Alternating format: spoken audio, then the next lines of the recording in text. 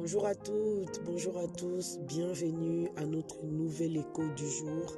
Nous sommes très ravis de vous retrouver sur notre plateforme d'écho d'en haut pour un nouvel écho, en tout cas du jour, où le Saint-Esprit, franchement, nous nous connectons à la fréquence de cet écho pour entendre ce que l'Esprit veut nous dire et ce qu'il veut, la direction qu'il veut que nous puissions emprunter dans nos relations au quotidien. Par la grâce de Dieu, nous allons traiter un sujet très important.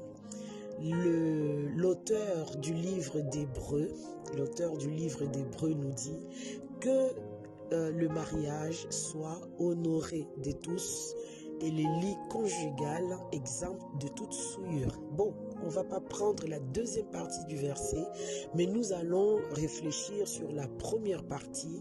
Que veut dire le mariage doit être honoré de tous? Dans plusieurs de nos vidéos, si vous n'avez pas encore écouté, nous parlons souvent du mariage.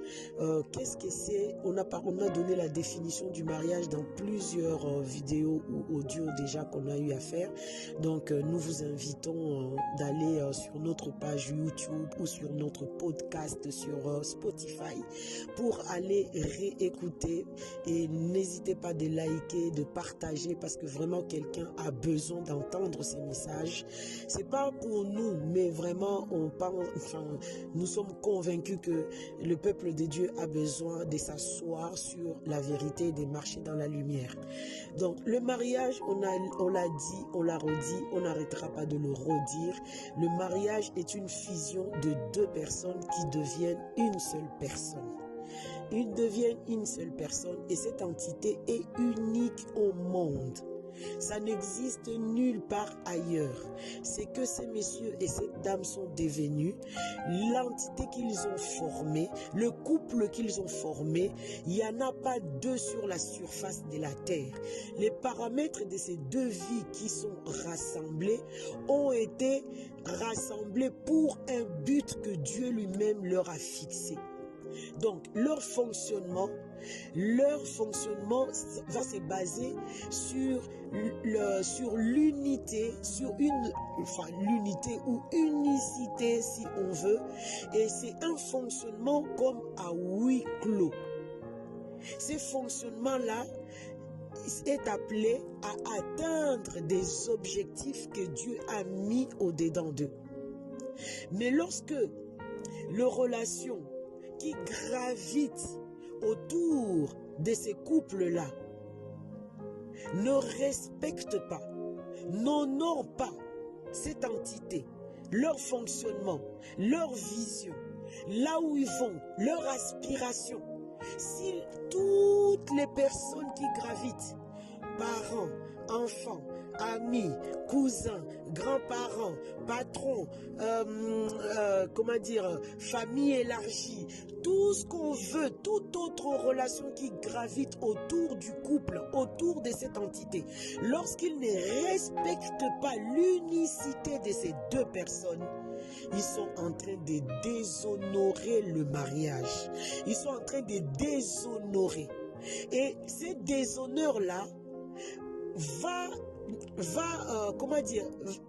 pousser au fait ces couples, va mettre le couple, en difficulté d'accomplir le but que Dieu leur a fixé. C'est trop dangereux au fait. Ils ont un objectif. Pour atteindre cet objectif, il faut qu'ils soient un. Il faut qu'ils soient unis, il faut qu'ils fonctionnent à huis clos, en symbiose, dans l'unité. Et lorsque il y a des personnes autour d'eux qui viennent les diviser ou qui viennent leur donner d'autres paramètres que eux, ils ne se sont pas convenus, les gens autour sont en train de déshonorer le mariage de quelqu'un. Je ne sais pas si je suis en train de... Vous me suivez.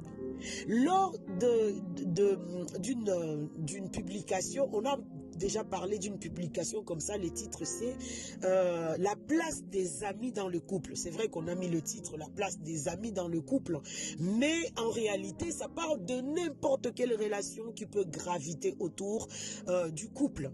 Lorsque on est une relation qui gravite autour du couple, on peut vraiment défocaliser les couples de l'objectif que Dieu leur a fixé. Voilà pourquoi, dans la bouche de l'auteur de ces livres d'Hébreux, le Seigneur dit que le mariage soit honoré de tous. On n'a pas dit c'est une option si vous voulez honorer ces couples-là, honorer ces mariages-là, honorer leur fonction, respecter leur fonctionnement, respecter leur vision. Non, on n'a pas dit, c'est pas une option, c'est un commandement que Dieu est en train de donner. Il dit que le mariage, toute personne qui gravite autour d'un couple, tu as obligation de respecter, d'honorer le fonctionnement, l'unicité de ces couples. Si chez eux, ils ont décidé de manger, je ne sais pas quoi, tu n'as pas ton mot à dire, c'est leur fonctionnement. S'ils ont décidé de faire les choses plutôt comme ça, tu n'as pas ton mot à dire, ils se sont convenus comme ça, c'est leur unicité. Dieu dit stop à toute relation autour du couple de manquer de respect à un couple qui fonctionne comme les deux partenaires se sont convenus. Attention, je ne suis pas en train de dire vous le voyez faire n'importe quoi ou je ne sais pas quoi, non. Je suppose qu'ils ont des conseillers, ils ont des parents, et les parents même aimants qui aiment leurs enfants, quand ils voient que oulala, là c'est dysfonctionnel et tout, il y a une manière de faire réfléchir quelqu'un pour qu'il fonctionne correctement. Mais ce n'est pas de s'immiscer entre les deux, de corrompre. Ah oui, tu veux faire ça à ton mari, mais attends, ne fais pas ça. Tu veux faire ça à ta femme, mais dis donc, tu es devenue la boniche de ta femme, hein? Non, ces gens-là, non, non, non, non. Ça, c'est déshonorer le couple. Là-dessus, nous tirons la sonnette d'alarme pour dire, le couple est le gardien de s'assurer que leur mariage est honoré par toute personne qui gravite autour d'eux. Le couple est le premier garant. Ne pensez pas que ton père, ta mère, ton frère, ta soeur, ton ami va protéger ton couple pour qu'il fonctionne dans l'unité. C'est pas vrai. Vous êtes tous les deux les gardiens de s'assurer que toute personne qui gravite autour de nous honore notre couple, respecte notre couple. Auquel cas, vous devez de vous lever et de dire à une personne, je refuse ça, je refuse ça, je t'exige de respecter ma femme, je t'exige de parler en bien de ma femme, je t'exige d'arrêter de critiquer ma femme dans mes oreilles, je t'exige de parler en mal de mon mari, je refuse que tu m'amènes à faire des 100 coups derrière le dos de mon mari. Parce que ces genres d'attitude, sache que la personne, l'ami, le frère, le cousin, le parent, n'est pas en train de t'amener de fonctionner dans l'unité avec ton époux ou ta femme. Et si tu ne fonctionnes pas dans l'unité avec ton époux ou ta femme, tu ne vas pas atteindre les buts que Dieu a fixés à votre couple. Que le mariage soit honoré de tous.